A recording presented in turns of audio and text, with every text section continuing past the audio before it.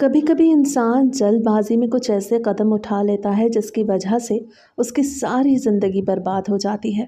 کم عمری میں لیے گئے جذباتی فیصلوں کا پچھتاوا انسان کو ساری زندگی ہوتا ہے، خاص کر اگر یہ فیصلہ کچی عمر کی محبت سے جڑے ہوئے ہوں۔ میری یہ کہانی بھی ایک ایسی ہی کچی عمر میں کی گئی نادانی کی محبت پر مبنی ہے، جسے سن کے آپ کے رونگٹے ضرور کھڑے ہو جائیں گے۔ میں کمرے میں داخل ہوا تو میری نگاہیں خود بخود نگار پہ جم گئیں۔ وہ میرے سامنے دلہن بن کے بیٹھی تھی، سادہ سی دلہن جس نے قمیض شلوار پہ سرخ دوپٹہ اوڑھ رکھا تھا۔ اس کے ہاتھ پاؤں کانپ رہے تھے، نظریں جھکائے وہ بے انتہا پریشان نظر آ رہی تھی۔ اس کے چہرے پر نظر پڑتے ہی میں جیسے ساری باتیں بھول گیا۔ دھیرے دھیرے قدم اٹھاتے میں اس کے قریب گیا، تھوڑی سے پکڑ کے اس کا چہرہ اوپر کیا تو اس کی آنکھوں سے 2 آنسو بہہ کے میرے ہاتھوں میں گر گئے۔ میں فوراً ہی پریشان ہوا۔ نگار، کیوں رو رہی ہو؟ سب کچھ ٹھیک ہو جائے گا، مجھ پہ بھروسہ رکھو۔ میری بات سن کے وہ ایک دم ہی پھوٹ پھوٹ کے رونے لگی، کہنے لگی اب تو مجھے اپنی ذات پہ بھی بھروسہ نہیں۔ میں نے آہستگی سے اسے اپنے قریب کیا اور سینے سے لگا لیا، اور پھر اپنے ہونٹ اس کے دہکتے ہوئے ماتھے پہ رکھے۔ اسی لمحے مجھے احساس ہوا کہ وہ بخار کی شدت سے تپ رہی تھی، اس کے ہاتھ پاؤں بے انتہا گرم ہو رہے تھے۔ میں نے آہستگی سے اسے سمجھایا، نگار، اس طرح تو تم بیمار ہو جاؤ گی، بس ایک رات کی تو بات ہے، کل پھر زین تمہارا ہوگا اور تم اس کی، اور پھر سب کچھ ٹھیک ہو جائے گا۔ بس آج کی رات کو ایک بھیانک خواب سمجھ کے گزار لو۔ مجھے وہ 16 سالہ لڑکی بہت ہی زیادہ معصوم اور پیاری لگی۔ اس کی آنکھوں سے گرتے آنسو مجھے تکلیف دے رہے تھے۔ میں نہیں چاہتا تھا کہ وہ زبردستی میرے قریب آئے، میں اسے دھیرے دھیرے اپنی محبت کی آنچ سے پگھلانا چاہتا تھا۔ میری بات سن کے اس نے نظر اٹھا کے میری طرف دیکھا اور کہنے لگی کہ آج کی رات کے بعد سب کچھ واقعی ٹھیک ہو جائے گا۔ میں نے فوراً ہاں میں سر ہلایا اور کہا سب کچھ واقعی ٹھیک ہو جائے گا، تم پریشان نہ ہو، زین تمہارا منتظر ہے، بس آج کی رات تم سب کچھ بھول کے میری ہو جاؤ تاکہ وہ مقصد پورا ہو سکے جس کے لیے زین نے ہم دونوں کا نکاح کرایا۔ اور پھر میں نے آہستگی سے اپنے لبوں کو دوبارہ اس کے ماتھے پہ رکھتے ہوئے اسے اپنے قریب کر لیا۔ نگار کی قربت مجھے جھلسا رہی تھی اور بے اختیار میں اپنے حواسوں پر سے قابو کھونے لگا۔ اس کے وجود سے ایک الگ ہی مہک اٹھ رہی تھی جو مجھے دیوانہ کر رہی تھی، مگر میں جانتا تھا کہ یہ سب کچھ محض ایک رات پہ مبنی ہے، اور اس کے بعد نگار میری نہیں رہے گی بلکہ مجھے ہمیشہ کے لیے خود سے جدا کر دے گی۔ پہلے تو یہ بات مجھے اتنی مشکل نہیں لگی، لیکن اب اس کے قریب اس کے چہرے کی خوبصورتی کو محسوس کرتے میں اپنے آپ کو بے بس محسوس کر رہا تھا۔ کاش یہ سب ایک رات پہ مبنی نہ ہوتا تو میرا دل اس وقت خوشی سے جھوم اٹھتا۔ نگار جیسی معصوم اور حسین لڑکی کو پا کے کوئی بھی مرد دیوانہ ہو سکتا تھا۔ میں تو پھر اسے اپنے نکاح میں لے چکا تھا۔ نہ چاہتے ہوئے بھی میں بے تابی سے اس کے چہرے پہ جھکا۔ وہ ایک دم ہی چونک کے میرا چہرہ دیکھنے لگی جیسے میرا لمس اسے ناگوار گزرا ہو۔ اس کی آنکھوں میں بھی ناگواری کی لہر مجھے صاف نظر آئی، لیکن میں نے اس ناگواریت کو نظر انداز کرتے ہوئے اس کے دوپٹے کو اس کے سر سے الگ کر کے ایک طرف رکھ دیا، اور پھر اس کی شرٹ کے پچھلے حصے میں لگی زپ کو میں نے دھیرے دھیرے سے چھیڑا۔ وہ کسمسا کے سمٹنے سی لگی اور مجھے اس کی اس ادا پہ بے ساختہ پیار آیا۔ میری نظریں بار بار اس پر دیکھ کر بہک رہی تھیں۔ بڑی بڑی ہرنی جیسی آنکھیں اور دودھیا رنگت کی وہ لڑکی اپنے گداز لبوں کے ساتھ میرے دل کی چین کو چرا گئی تھی۔ وہ بار بار اپنے دانتوں سے اپنے ہونٹوں کو کترتی، اپنی انگلیوں کو باہم پھنسائے بے انتہا پریشان لگ رہی تھی۔ اس کے ہر انداز سے مجبوری اور بے بسی جھلک رہی تھی۔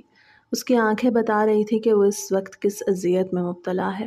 اگر اسے موقع ملتا تو وہ شاید اس وقت یہاں سے فرار ہو جاتی، لیکن مجبوری میں وہ میرے بالکل قریب بیٹھی تھی اور اپنے آپ کو سنبھالنے کی ناکام کوشش کر رہی تھی۔ اس کے ہاتھوں کی تھر تھراہٹ اور لبوں کی کپکپاہٹ نے اسی بے چینی کو مجھ پہ عیاں کر دیا۔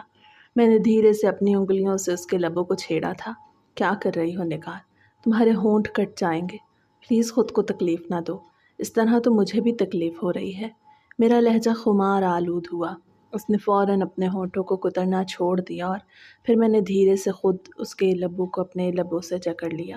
میری اس حرکت پہ تو وہ بالکل ہی گھبرا کے پیچھے کی جانب کھسکی تھی، اور میں نے تیزی سے اپنے ہاتھ کو اس کی کمر کے گرد کس لیا اور کھینچ کے اسے اپنی جانب کیا۔ اتنی آسانی سے میں اسے خود سے دور جانے والا تو ہرگز بھی نہیں تھا۔ دوسرے ہاتھ سے اس کے سر کو جکڑتے اس کے چہرے کو اپنے چہرے کے قریب کر لیا۔ کچھ دھیمی دھیمی سانسیں میں نے اس کے چہرے پہ چھوڑی تھیں۔ میں اسے آج کی رات اس کے ماضی کو بھولنے پہ مجبور کرنا چاہتا تھا۔ میں چاہتا تھا کہ ہم دونوں کے درمیان جو ملن ہو وہ بنا کسی مجبوری کے ہو۔ وہ خود بخود میری جھولی میں اپنی محبت سمیت آ گرے اور میں اس کے وجود کو پوری طرح سمیٹ لوں۔ یہ بات اچھی طرح جانتے ہوئے بھی کہ وہ کبھی مجھ سے محبت نہیں کر سکتی یا اپنی مرضی اور خوشی سے خود کو میرے حوالے نہیں کر سکتی، میں اپنی آنکھوں میں خواب سجا رہا تھا۔ ایک رات پر محیط اس رشتے کو میں اپنی زندگی ماننے کے لیے تیار تھا، لیکن میرے مان لینے سے کیا ہوتا؟ اگلی صبح اسے ہمیشہ کے لیے چلے جانا تھا۔ میرے پاس بس یہی ایک رات تھی کہ اپنے اندر کی محرومی اور تشنگی کو پوری طرح مٹا سکتا۔ میں نے سوچا تھا کہ اسے ایک رات میں وہ سب کچھ حاصل کر لوں گا جس پر فی الحال میرا حق ہے۔ کچھ دیر تک تو وہ میری باہوں میں کسمساتی رہی اور پریشان رہی، لیکن پھر دھیرے دھیرے میں نے اپنی نرمی سے اس کے وجود کو پوری طرح اپنے قابو میں کیا اور اپنی محبت اس پہ لٹانے لگا۔ آہستہ آہستہ وہ بھی بے قابو ہونے لگی۔ کئی بار تو اس نے خود بھی میری محبت کی پذیرائی کی۔ شاید وہ بھی محبت کے اس لمس کو ترسی تھی۔ اسے خود اپنے ہاتھوں سے میرے وجود کو پکڑا، میری محبت کے بدلے میں محبت لٹائی۔ اس کی گرم گرم سانسیں مجھے پوری طرح نڈھال کر رہی تھیں۔ میں بھی 22 سال کا جوان لڑکا تھا۔ میرے اندر بھی مردانگی کوٹ کوٹ کے بھری تھی۔ پھر بھلا میں کیسے اس کی محبت کے نشے میں نہ ڈوبتا؟ شاید اندھیری رات کے ان لمحوں میں وہ مجھے زین سمجھ بیٹھی تھی اور مجھ پہ اپنی محبت لٹانے لگی۔ کبھی میری کمر کو اپنے ناخنوں سے نوچتی تو کبھی میرے سینے پہ اپنے لب رکھ دیتی۔ اس کی محبت میں اتنی گرمائش تھی کہ میرا سارا وجود دہکنے لگا تھا۔ نگار جیسی حسین لڑکی خود بخود میری زندگی میں آ گئی تھی۔ یہ میرے لیے کسی خواب جیسا ہی تو تھا۔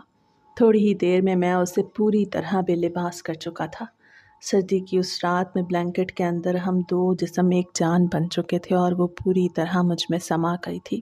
یہ شاید میری خوش قسمتی ہی تھی، ورنہ مجھ جیسے بدصورت انسان کو تو کوئی عام سی عورت بھی مڑ کے نہ دیکھتی۔ کہاں نگار، ایک 16 سال کی خوبصورت جوان کلی، اور یہ سب کچھ صرف اور صرف زین کی غلطی کی وجہ سے ہوا۔ زین کی غلطی نے مجھے زندگی بھر کی سب سے بڑی خوشی سے نواز دیا تھا۔ کمرے میں پوری طرح نگار کی آہیں گونج رہی تھیں اور میں جذبات میں بے قابو ہوا اس پہ حاوی ہوتا چلا جا رہا تھا۔ کچھ دیر کی زور آزمائی کے بعد نگار پوری طرح ٹھنڈی پڑ چکی تھی اور اس نے اپنا وجود میرے حوالے کر دیا اور میں نے پوری طرح اس کا حق ادا کیا، ایک لمحہ بھی ضائع نہ ہونے دیا۔ میری مردانگی نے نگار کو پوری طرح جیت لیا۔ رات کے اس پہر وہ زین کو پوری طرح بھلا کے بس میری ہو چکی تھی اور یہی میری سب سے بڑی جیت تھی۔ زین میرا جگری یار تھا۔ ہم دونوں ہمیشہ سے ہی ساتھ رہے تھے، ایک ہی ساتھ کھیل کود کے بڑے ہونے والے دو دوست جنہیں سب دو جسم ایک جان کہا کرتے۔ ہم دونوں ہی امیر گھرانوں سے تعلق رکھتے تھے۔ نہ میرے پاس کسی چیز کی کوئی کمی تھی نہ زین کے پاس، البتہ ہم میں ایک چیز مختلف تھی اور وہ رنگ و روپ تھا۔ زین انتہائی خوش شکل اور خوبصورت جوان لڑکا تھا، جبکہ میں سانولی رنگت کا حامل ایک عام صورت لڑکا جو زین کے آگے بدصورت ہی معلوم ہوتا تھا۔ اور یہی وجہ تھی کہ کبھی کسی لڑکی نے مجھ پہ توجہ نہ دی تھی۔ ہماری کلاس میں بھی جو لڑکیاں پڑھتی تھیں وہ سب خود بخود زین پہ مر مٹتی۔ ہم دونوں جہاں بھی جاتے دیکھنے والوں کی نگاہیں زین پہ ہی مرکوز ہو جاتی اور مجھے یہ احساس کمتری ستانے لگتا کہ میری زندگی میں کبھی کوئی محبت کرنے والی لڑکی نہیں آئے گی، کوئی ایسی لڑکی جو میری بدصورتی کو نظر انداز کر کے میری محبت کو سراہے اور پوری طرح میری ہو جائے۔ کبھی کبھی تو مجھے زین کو دیکھ کے اور بھی زیادہ اس بات کا احساس ستاتا اور پھر یہ احساس اس وقت بڑھا جب زین کی زندگی میں نگار آ گئی۔ دراصل نگار زین کی نہیں بلکہ میری پہلی پسند تھی۔ اسے پہلی بار دیکھتے ہی میں اپنا دل ہار بیٹھا تھا، لیکن ایک بار پھر میری بدصورتی آڑے آئی اور زین اپنی خوبصورتی کی وجہ سے جیت گیا۔ نگار کی محبت اس کی جھولی میں آ گری اور میں بس دل محسوس کے رہ گیا۔ وہ ہمارے ایک دوست کی بہن تھی۔ ہمارا وہ دوست غریب گھرانے سے تعلق رکھتا تھا۔ ہم دونوں ہی اس سے ملنے کے لیے اس کے گھر جایا کرتے اور وہیں ہم دونوں کی نظروں میں نگار آئی۔ انتہائی سادہ اور خوبصورت سی وہ لڑکی دیکھنے میں کوئی موم کی گڑیا معلوم ہوتی تھی۔ میں پہلی ہی نظر میں اس 16 سالہ لڑکی پہ اپنا دل ہار بیٹھا۔ نگار کو دیکھتے ہی مجھے یقین ہو چلا تھا کہ یہی لڑکی میری ہمسفر بننے کے قابل ہے۔ اس وقت میں صرف 22 سال کا تھا اور مجھے لگتا تھا جیسے نگار میرے ہی لیے بنی ہو۔ موم کی وہ گڑیا بہت ہی پیاری تھی، لیکن ہمیشہ کی طرح اس بار بھی زین بازی لے گیا، کیونکہ نگار کی نظروں نے میرے بجائے زین کو چنا۔ ہم دونوں جب پہلی بار اس کے گھر گئے اور اس نے دروازہ کھولا تو پوری طرح زین کو دیکھ کر کھو سی گئی۔ یہاں تک کہ زین نے اس کے آگے چٹکی بجائی اور اسے ہوش آیا۔ یہ بالکل ایک فلمی سا منظر تھا۔ زین کی خوبصورتی نے نگار کی بولتی بند کر دی، اس وجہ سے کسی اور ہی دنیا میں پہنچ گئی تھی۔ زین کے ہوتے ہوئے نگار کی ایک بھی نظر مجھ پہ نہ گئی، جبکہ میں بس اسے دیکھتا ہی رہ گیا۔ پھر ہم جا کر ان کے ڈرائنگ روم میں بیٹھ گئے۔ زین آہستگی سے مجھے کہنے لگا کہ عجیب لڑکی ہے، دروازے پر ہی اسٹیچو بن گئی، لگتا ہے اس کا دل بھی مجھ پہ آ گیا۔ زین کی یہ بات مجھے بہت ناگوار گزری، کیونکہ میں تو پہلی ہی نظر میں اس پہ اپنا دل ہار بیٹھا تھا اور میں نہیں چاہتا تھا کہ زین کی نظر اس پہ پڑے۔ اسی لیے میں نے آہستگی سے کہا، معصوم اور سیدھی سادھی لگ رہی ہے، پھر دوست کی بہن ہے، خبردار جو دل لگی کے بارے میں سوچا بھی، کیونکہ مجھے معلوم تھا کہ زین کو دل لگی کرنے کی عادت تھی۔ وہ آہستگی سے کہنے لگا، نہیں مجھے بھی معلوم ہے دوست کی بہن ہے، تو فکر نہ کر، ویسے بھی دل لگی کے لیے حسیناؤں کی کمی تھوڑی ہے۔ زین نے ایک آنکھ تھپائی اور میں مسکرا کے رہ گیا۔ واقعی ہماری دولت کی وجہ سے ہمارے ارد گرد لڑکیوں کا ایک ہجوم تھا۔ زین تو جس لڑکی پہ ہاتھ رکھتا وہ اس کے لیے دیوانی ہو جاتی تھی، پھر بھلا اسے لڑکیوں کی کیا کمی تھی۔ خیر اس وقت ہم دونوں اپنے دوست کی مدد کے لیے آئے تھے۔ اس کے پاس کچھ کتابیں نہیں تھیں، ہم دونوں وہی کتابیں خرید کے اسے دینے کے لیے آئے تھے۔ ہمارے دوست کا نام اشفاق تھا۔ اس نے وہ کتابیں لیں اور بہت ہی زیادہ شکر گزار ہوا۔ ہم دونوں اس کے گھر سے نکلنے لگے تو بے اختیار ہی میں نے پلٹ کے دیکھا اور مجھے نگار نظر آئی، باورچی خانے کے دروازے کی اوٹ سے جھانکتی ہوئی۔ وہ لڑکی چوری چپے ہم دونوں کو دیکھ رہی تھی۔ میں سمجھ نہیں پایا کہ اس کی نظریں مجھ پہ تھیں یا پھر زین پر، لیکن دل نے گواہی دی تھی کہ اس نے یقیناً زین کو ہی دیکھا ہوگا۔ مجھے بھلا کیوں دیکھے گی؟ اور یہ خیال آتے ہی میرا دل بری طرح سے ڈوب گیا۔ میں بری طرح نگار کے بارے میں سوچنے لگا، یہاں تک کہ واپسی کا سارا راستہ بھی میرے ذہن میں بس نگار کی خوبصورتی تصور کے پردوں میں لہراتی رہی تھی۔ پھر 2 دن بعد ہی دوبارہ سے ہمیں اپنے دوست کی طرف جانا پڑا اور تب نگار نے خود ہی زین سے بات چیت شروع کر دی۔ وہ بہت ہی معصوم اور پیاری سی لڑکی تھی جو زین سے اس کے بارے میں پوچھ رہی تھی۔ زین پہلے تو حیران ہوا اور پھر اس نے نہ صرف نگار کو اپنے بارے میں بتایا بلکہ بہانے بہانے سے اپنا نمبر بھی نگار کو پکڑا دیا کہ اگر آپ کو پڑھائی میں کوئی پریشانی ہو تو آپ مجھ سے رابطہ کر سکتے ہیں، ہم تینوں میں سب سے زیادہ پڑھائی میں ہی اسمارٹ ہوں۔ زین نے سراسر جھوٹ بولا اور میں نے اپنی ہنسی روکی، کیونکہ ہم تینوں میں سب سے زیادہ ذہین اور پڑھائی میں قابل میں تھا۔ واپسی میں میں نے زین کو ٹوکا کہ تجھے نگار کو اس طرح اپنا نمبر نہیں دینا چاہیے تھا، اگر اشفاق کو پتہ چلا تو وہ ناراض ہوگا۔ میری بات سن کے زین زور زور سے ہنسا اور کہنے لگا، اسے کون بتائے گا، تو یا پھر نگار؟ وہ سوالیہ نظروں سے مجھے دیکھنے لگا اور میں خاموش ہو گیا، اور پھر زین نے نگار کو پڑھانے کا کام شروع کر دیا۔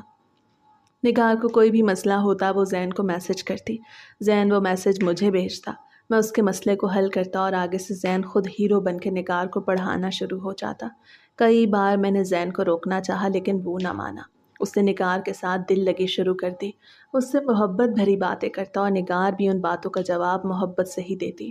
کبھی کبھی تو زین مجھ سے کہتا کہ دیکھ کیسے بے وقوف بن گئی ہے، کم عمر ہے لیکن حسین بڑی ہے، اتنی آسانی سے تو اسے اپنے ہاتھوں سے نہیں جانے دوں گا۔ روز روز ایسی چڑیا بھلا کہاں ملتی ہے، معصوم ہونے کے ساتھ ساتھ غریب بھی ہے، 2-4 تحفے دوں گا تو اپنا آپ خود ہی مجھ پہ لٹانے کو تیار ہو جائے گی۔ ایسی لڑکیوں کو بڑی آسانی سے حاصل کیا جا سکتا ہے۔ زین کی باتیں مجھے چوٹ پہنچاتی تھیں، لیکن میرے 1000 بار سمجھانے کے باوجود بھی وہ ان باتوں سے باز نہ آیا، بلکہ دھیرے دھیرے یہ باتیں آگے بڑھتی چلی گئیں۔ آہستہ آہستہ اس طرح 6 مہینے گزر گئے اور ان 6 مہینوں میں نہ صرف نگار کو زین سے محبت ہو گئی بلکہ زین بھی اس کو لے کے کچھ سیریس ہو گیا۔ وقت گزاری سے آگے بڑھ کے معاملہ محبت کی پہلی سیڑھی تک پہنچ گیا۔ میں نے زین کو روکنا چاہا کیونکہ میں جانتا تھا کہ وہ زیادہ عرصے تک کسی بھی رشتے کو نبھا نہیں سکتا۔ پہلے بھی اس نے کئی لڑکیوں سے چکر چلا کے ان کو چھوڑ دیا، اور پھر زین کی ماما کی ذہنیت سے بھی میں واقف تھا کہ وہ کبھی نگار جیسی غریب لڑکی کو اپنی بہو نہیں بنا سکتی تھیں۔ اسی لیے میں چاہتا تھا کہ وہ نگار کا دل نہ دکھائے، کیونکہ وہ اشفاق کی بہن تھی اور واقعی بہت معصوم تھی۔ لیکن زین کہنے لگا، اس بار مجھے سچ میں محبت ہو گئی ہے، تو ماما کی فکر نہ کر، انہیں میں منا لوں گا۔ زین کی بات سن کے میرے دل میں ٹیس اٹھی تھی، کیونکہ میرے لیے نگار کچھ زیادہ ہی خاص ہو چکی تھی۔ میرا دل خود بخود اس کے لیے دھڑکنے لگا تھا، لیکن میں جب بھی اپنے آپ کو آئینے میں دیکھتا تو میرے سارے حوصلے پست پڑ جاتے۔ نگار جیسی لڑکی بھلا مجھے کہاں اپنا سکتی تھی، وہ تو نظر بھر کے بھی مجھے نہ دیکھتی تھی۔ اسی لیے میں خاموش ہو گیا۔ پھر 2 مہینے بعد ہمیں پتہ چلا کہ نگار کے گھر والے اس کا رشتہ طے کر رہے ہیں اور مہینے بعد ہی اس کا نکاح بھی ہو جائے گا۔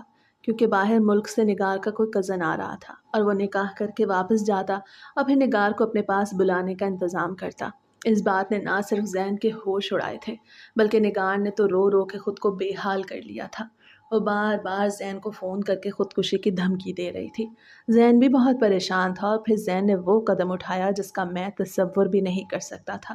ایک رات 4 بجے کے قریب میرے دروازے کے چوکیدار نے مجھے فون کیا اور کہنے لگا کہ باہر زین صاحب کھڑے ہیں، آپ کو بلا رہے ہیں۔ یہ سن کے میں حیران ہو گیا کہ زین مجھے فون کیے بنا کیسے چلا آیا۔ ابھی جب میں باہر نکلا تو زین کی گاڑی میں بیٹھی نگار کو دیکھ کے دنگ رہ گیا، اور مزید قیامت اس وقت ٹوٹی جب زین نے بتایا کہ وہ نگار کو اس کے گھر سے بھگا کے لایا ہے اور وہ دونوں شادی کرنے جا رہے ہیں۔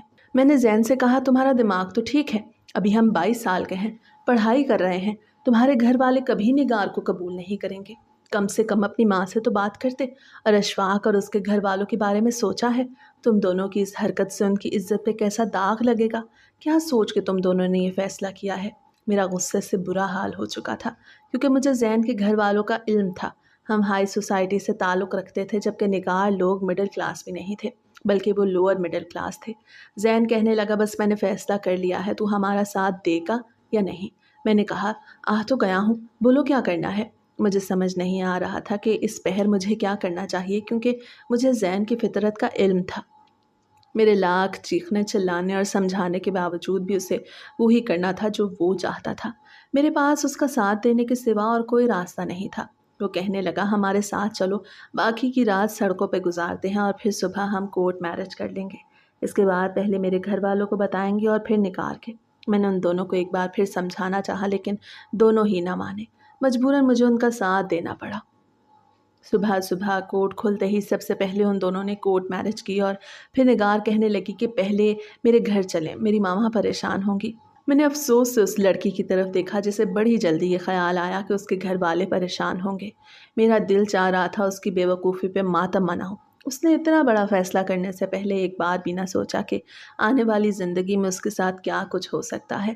میں تو یہ سوچ سوچ کے ہی پریشان ہو رہا تھا کہ زین کی ماما اس کا کیا حشر کریں گی اور نگار کے گھر والے کیا وہ اس رشتے کے لیے مان جائیں گے۔ مجھے یقین تھا کہ یہ سب کچھ ناممکن تھا لیکن وہ دونوں بالکل مطمئن نظر آ رہے تھے۔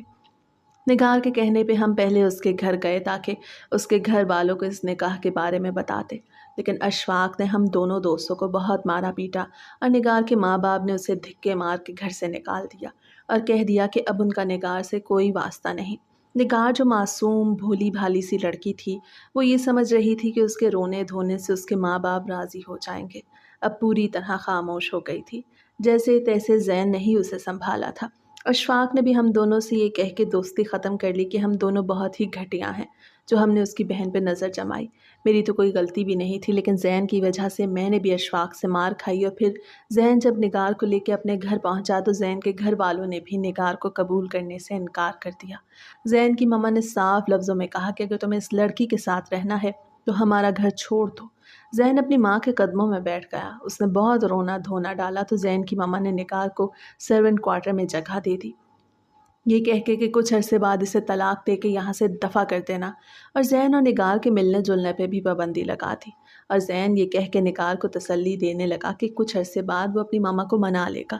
لیکن 1 مہینہ گزر گیا، زین کی ماما کسی طور راضی نہ ہوئی بلکہ انہوں نے تو ان دونوں کو ملاقات کرنے سے بھی محروم کر دیا۔ نگار کو ایک بند کمرے میں رکھا گیا جہاں کسی کو بھی جانے کی اجازت نہیں تھی۔ اس کمرے کے باہر تالا تھا، زین بھی چاہ کے نگار سے نہیں مل سکتا تھا۔ ملازم جا کے نگار کو 2 وقت کا کھانا دے آتے اور اسی طرح نگار دن گزار رہی تھی۔ اس کی حالت بہت خراب ہو چکی تھی، وہ سارا وقت روتی رہتی۔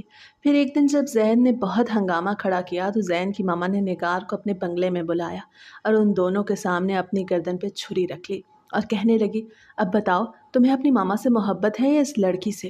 زین بیچارہ بری طرح پھنسا تھا، وہ اپنی ماما کو سمجھانے کی کوشش کرنے لگا لیکن انہوں نے چھری اپنی گردن کے اور قریب کر لی اور کہنے لگی کہ اگر مجھ سے محبت کرتے ہو تو ابھی اور اسی وقت اس لڑکی کو طلاق دو ورنہ میں اپنی جان دے دوں گی۔